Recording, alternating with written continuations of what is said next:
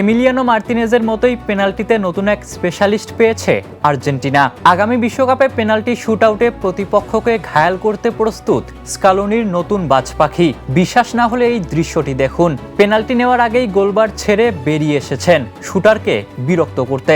শেষ পর্যন্ত রেফারিকে এসেই থামাতে হয়েছে তাকে।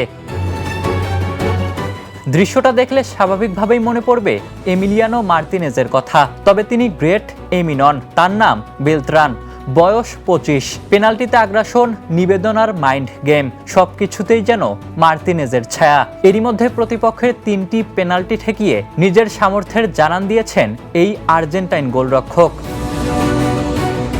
কোপা সুদামেরিকানায় দেখা গেছে রীতিমতো এক থ্রিলার। ট্রাইবেকারে ম্যাচের ভাগ্য নির্ধারণ হয়েছে 21 শটে। প্রথম 2 শটে গোল হজম করলেও তৃতীয় শটে বাজ পাখির মতো ঝাঁপিয়ে পড়েন বেলত্রান। এরপর আরও 2টি পেনাল্টি সেভ করেন তিনি, কিন্তু সতীর্থদের ব্যর্থতায় জয় আসেনি রিভার প্লেটের।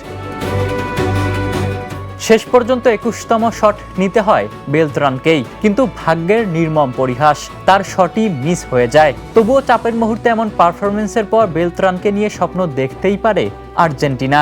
এমি মার্তিনেজের অনুপস্থিতিতে আগামী বিশ্বকাপে পেনাল্টি শুটআউটে তিনিই হতে পারেন স্কালোনির নতুন ট্রাম্প কার্ড।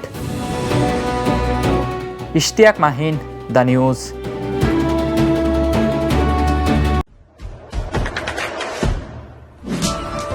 দেশে দেশে সবার সাথে দ্য নিউজ।